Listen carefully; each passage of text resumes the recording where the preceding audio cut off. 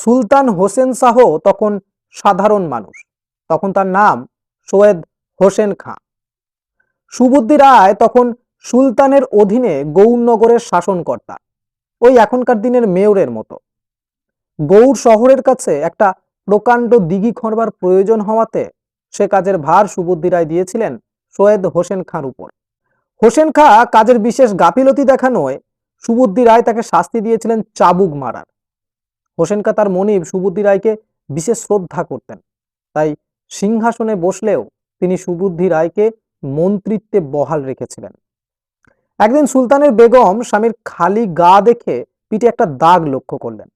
বারবার জিজ্ঞাসা করায় সুলতান অত্যন্ত অনিচ্ছুকভাবে বলেছিলেন ওটা তার পিঠে চাবুকের দাগ। তারপর জেদ করে বেগম সাহেবা চাবুক মারার কারণও জেনে নেন এবং সুবুদ্ধি রায়কে শাস্তি দেবার জন্য ব্যবস্থা করতে থাকেন। পত্নীর অনুরোধে সুলতান সুবুদ্ধি রায়কে শাস্তি দিয়েছিলেন বাধ্য হয়ে, তবে সে শাস্তি তখনকার দিনের নাম মাত্র। তাকে সুলতানের জলপাত্র থেকে জল খাওয়ানো হয়েছিল। এই সামান্য শাস্তিতে মর্মাহত সুবুদ্ধি রায় ব্রাহ্মণ পণ্ডিতদের কাছে প্রায়শ্চিত্তের বিধান প্রার্থনা করলে তাদের অনেকেই বলেন জ্বলন্ত ঘি খেয়ে আত্মহত্যা করতে। তখন কিংকর্তব্য বিমূঢ় সুবুদ্ধি রায় এলেন চৈতন্যের কাছে বিধান চাইতে। চৈতন্য হেসে বললেন, এতে মরবার কি আছে? গৌড় দেশ ছেড়ে বৃন্দাবনে চলে যাও, কৃষ্ণ নাম করো, জীবনের সব গ্লানি কেটে যাবে। চৈতন্যের বিধানই মেনে নিলেন সুবুদ্ধি রায়। এই ঘটনার পর হইচই পড়ে গেল নবদ্বীপে তথা সমগ্র গৌড় দেশে। সবারই নজর পড়ল চৈতন্যের উপর। কে এই চৈতন্য? ব্রাহ্মণ পণ্ডিতেরা তেরিয়া হয়ে উঠলেন, কিন্তু চৈতন্য দমলেন না। জবন হরিদাসের মতো মুসলমানের সঙ্গে ওঠা বসা করতে লাগলেন। কীর্তনের দল গড়ে গৃহস্থের মেয়েদের ডেকে ডেকে পথে নামালেন। এসব দেখে শুনে তেলে বেগুনে জ্বলে ওঠে নবদ্বীপ শান্তিপুরের তামাম পণ্ডিতেরা। শুরু হলো চৈতন্য বিরোধী ষড়যন্ত্র। তারা দলবদ্ধ হয়ে শাসক কাজীর কাছে নালিশ জানালেন। এদিকে চৈতন্যের নতুন দল পাখানো দেখে কাজী অর্থাৎ মৌলানা সিরাজউদ্দিন কাজী ভয় পেয়ে গেছেন বেশ। তাছাড়া এই সময় একটা গুজবও আছে, আগেই বলেছি। গৌড়ের সাধারণ মানুষের মধ্যে যেটা ছড়িয়ে পড়েছিল, গুজবটা ছিল অচরেই মুসলমানদের খেদিয়ে হিন্দু রাজা গৌড়ের সিংহাসনে বসবে। কিন্তু কে সেই অমীমাংসিত রাজা? নদিয়া শান্তিপুরের পথে ঘাটে তখন চৈতন্যের নাম ডাক। সুতরাং কাজীর সব রাগ্যে পড়ল ওই হিন্দু ছোকরার উপর। এর উপর আগুনে ঘি ঢেলে দিলেন চৈতন্য বিরোধী ব্রাহ্মণের পণ্ডিতেরা। তারপর যাহারে পাইল কাজী মারিল তাহারে, ভাঙিল মৃদঙ্গ অনাচার কইল দ্বারে। কাজী বলে হিন্দু আনি হইল নদিয়া, করিব ইহার শাস্তি নাগালি পাইয়া। কীর্তনিয়া ভক্তদের বেদম পিটিয়ে খোল মৃদঙ্গ ভেঙে কিন্তু শান্ত হলেন না কাজী। এরপর বৈষ্ণব ভক্তদের তিনি হুঁশিয়ারি দিয়ে বললেন, কেহ কীর্তন না করিহ সকল নগরে, আজই আমি ক্ষমা করি যাইতেছি ঘরে। আর যদি কীর্তন করিতে লাগি পাইমু, সর্বস্ব দণ্ডিয়া তার জাতি যে লইমু। অতঃপর চৈতন্যের যে শিষ্য প্রশিষ্যরা কানতে কানতে চৈতন্যের সামনে এসে হাজির হলেন। ইনিয়ে বিনিয়ে জবন কাজীর অত্যাচারের কথা বললেন। ভাইটাল ক্লু হিসাবে দেখানো হলো ভাঙা খোল, মারের দাগ দেখানো হলো। সব দেখে শুনে মুহূর্তে তেলে বেগুনে জ্বলে উঠলেন যুবক চৈতন্য। তখনই রাগে অগ্নিশর্মা হয়ে দলবল নিয়ে বেরিয়ে পড়লেন জবন কাজীকে শায়েস্তা করার জন্য। ক্রমে সন্ধ্যা হয়ে এলো। চৈতন্য বিরাট এক মিছিল নিয়ে খোলকত্তাল বাজাতে বাজাতে দ্রুত এগিয়ে চললেন কাজীর বাড়ির দিকে। কাজীর ইনফরমাররা খবরটা আগে ভাগেই পৌঁছে দিল কাজীর কাছে। ভয় পেয়ে কাজী লুকিয়ে পড়ল ঘরের মধ্যে। বাড়ির দরজা জানলা ফটক সব বন্ধ করে দিল। দেখতে দেখতে সারা নবদ্বীপে সাড়া পড়ে গেল। বৈষ্ণব অবৈষ্ণব যোগ দিল নিমাইয়ের দলে। তিনি সমগ্র দলটিকে তিনটি শাখায় ভাগ করলেন। প্রথম দলের অগ্রভাগে নেতৃত্ব দিলেন হরিদাস, দ্বিতীয় দলের অগ্রভাগে অদ্বৈত, আর শেষ দলের পুরোভাগে নেতৃত্ব দিলেন স্বয়ং নিমাই ও নিত্যানন্দ। তিন দিক থেকে তিনটি দল কীর্তনে উন্মত্ত হয়ে হরিধ্বনিতে আকাশ বাতাস প্রকম্পিত করে এগিয়ে চলল কাজীর বাড়ির দিকে। শাক্ত ও নৈয়ায়িকগণ মজা দেখতে লাগলেন আড়ালে আবডালে। ভাবতে লাগলেন হয়তো জগন্নাথ মিশ্রের ব্যাটার কীর্তনের আজ বুঝি শেষ দিন। কীর্তনের তিন দল চলছে সামনের দিকে এগিয়ে, ক্রমে ক্রমে যাচ্ছে কাজীর বাড়ির সামনের দিকে। রুদ্র মূর্তি শ্রী গৌরাঙ্গের হুঙ্কার ছেড়ে হরিধ্বনিতে নৃত্য করতে করতে এগিয়ে চলেছেন। হাজার হাজার মানুষ যেন উন্মত্ত হয়ে উঠেছে। একসময় মিছিল এসে পড়ল কাজীর বাড়ির সামনে। সম্ভবত ওই মিছিলে নবদ্বীপ শান্তিপুর অঞ্চলের দুই কুখ্যাত গুন্ডা জগাই মাধায় উপস্থিত ছিল, এবং থাকাটাই সম্ভব, কেননা এর আগে এই দুই গুন্ডাকে চৈতন্য হাত করে নিয়েছিলেন। কাজীর ঘরদোর বন্ধ দেখে চৈতন্য আরো খেপে গেলেন। ক্রোধে বলে, প্রভু, আরে কাজী বেটা কোথা, ঝাঁটা আন ধরিয়া কাটি ফেলো মাথা। তথাপি কাজীর ঘর খোলার নাম নাই। আরো খেপে গেলেন চৈতন্য। এবার হুকুম করলেন ভক্তদের কাজীর ঘরের বন্ধ দরজা ভেঙে ফেলার জন্য। ভক্তরাও হয়তো এমনটাই চাইছিলেন। দলের নেতার হুকুম মাত্র তারা রেড়ে করে ছুটে গেলেন বন্ধ দরজার দিকে। দমাদম লাথি পড়তে লাগলো দরজায়। ক্রুদ্ধ জনতার উপর্যপুরি পদাঘাতে দুদ্দার করে ভেঙে পড়ল কাঠের দরজা। এদিকে মিছিলের আর এক দল ততক্ষণে কাজীর সুন্দর করে সাজানো ফল ফুলের বাগান তছনছ করতে শুরু করেছে। আম, কাঁঠাল প্রভৃতি ফলের গাছ মোটামট ভেঙে ফেলছে আর উল্লাসে চেঁচিয়ে উঠছে হরিবোল। আর একদল হামলা চালাচ্ছে ফুলের বাগানে। ফুল ভর্তি গাছগুলো তারা শেকড় শুদ্ধ উপড়ে ফেলছে। সেই সঙ্গে ডাল পালা ফুল দুহাত দিয়ে ছিঁড়ছে। ফুলের বাগান, ফলের বাগান, ঘরের দরজা জানলা বৈঠকখানা যখন তছনছ, তখন চৈতন্য হুকুম দিলেন কাজীর ঘরের ভেতরে আগুন লাগিয়ে দিতে। প্রভু বলে, অগ্নিদেহ বাড়ির ভেতর পুড়িয়ে মরুক সর্বগণের সহিতে।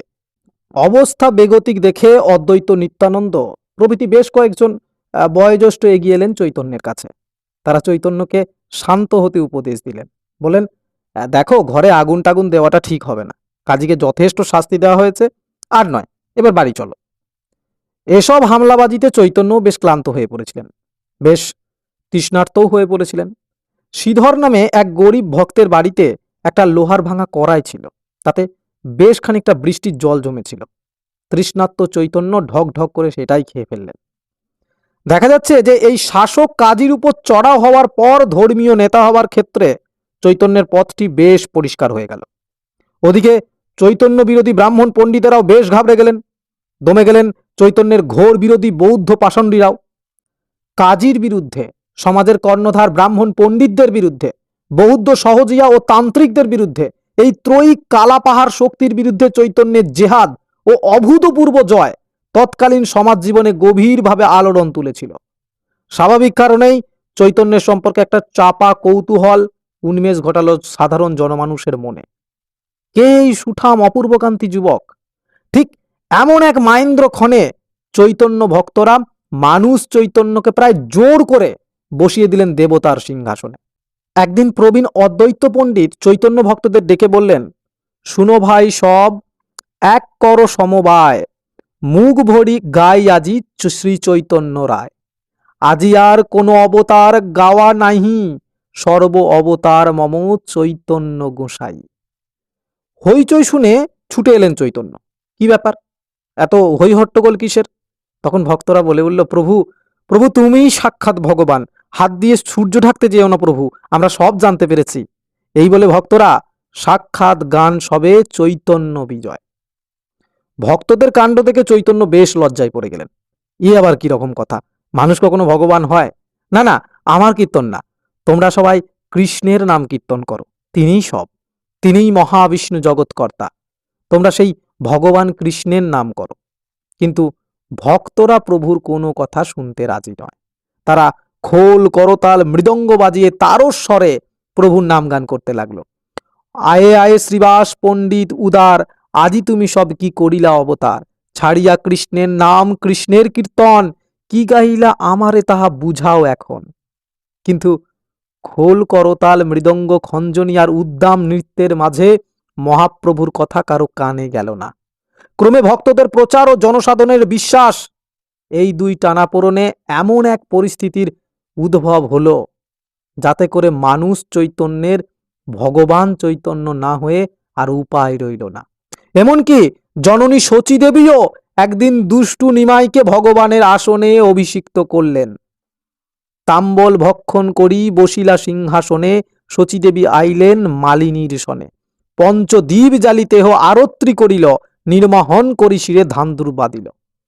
ঠিক এ সময় অদ্বৈত আচার্য একটা চমকে দেওয়ার মতো কাজ করে বসলেন। তিনি ঝট করে একটা তুলসী পাতা আর খানিকটা চন্দন মাখিয়ে বসে পড়লেন তার থেকে কনিষ্ঠ নিমাইয়ের পায়ের কাছে। তারপর সচন্দন তুলসী পত্র গোরার চরণে দিয়া আচার্য কৃষ্ণায় নম বলে। এরপর চৈতন্যের আর ভগবান না হয়ে কোনো উপায় রইল না। এখনো এই আল্ট্রা মডার্ন একবিংশ শতাব্দীর শেষ পাদে দাঁড়িয়েও গাছের নিচে নুড়ি পাত্তর বসিয়ে দিলে মানুষ মাথা নোয়ায়। আর আজ থেকে 500 বছর আগে এক চরম ধর্মান্ধতার যুগে কোনো মানুষের পায়ে চন্দন তুলসী দিয়ে পুজো করলে সে চৈতন্য না হয়ে জগাই মাদায়ের মতো মদ্যপ হলেও তার ভগবান প্রাপ্তি ঘটত। কিন্তু ভুল করলেন মা শচী দেবী। একান্ত আপন স্নেহের পুতুল নিমাইকে তিনি সার্বজনীন অবতারের আসনে বসিয়ে সন্তানের প্রতি মায়ের ন্যূনতম অধিকারটুকু অজান্তেই হারিয়ে ফেললেন। এরপর ভগবান চৈতন্যের গৃহত্যাগ কালে মানুষ চৈতন্যকে মাতার বাধা দেবার আর কোনো পথ রইল না। ক্রমে এইভাবে আপন বাড়ির পরিবেশটুকুও ছিন্ন হয়ে গেল চৈতন্যের জীবনে। ঘরে বাইরে সর্বত্র হয়ে উঠলেন ঈশ্বরের অবতার। মানুষ জীবনে এক নির্মম ট্র্যাজেডি। কিন্তু স্ত্রী বিষ্ণুপ্রিয়াও যদি মানুষ চৈতন্যকে প্রেম দিয়ে অনুরাগ দিয়ে ভুলিয়ে রাখতেন, তাহলে ভগবান চৈতন্যের সাধ্য ছিল না অত সহজে পথে নামার। তা হয়নি। প্রথমা স্ত্রী লক্ষ্মীপ্রিয়া স্মৃতিবিক্ষত বুকের জ্বালা নিয়ে যখনই বিষ্ণুপ্রিয়ার কাছে ছুটে গেছেন, তখন স্ত্রীর কাছে প্রেমের পরিবর্তে পেয়েছেন ভক্তির পুষ্পাঞ্জলি।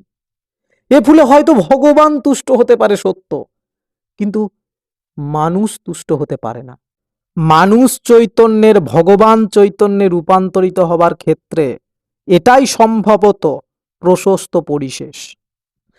এরপর তিনি ধীরে ধীরে হয়ে উঠেছেন রাজনৈতিক সন্ন্যাসী।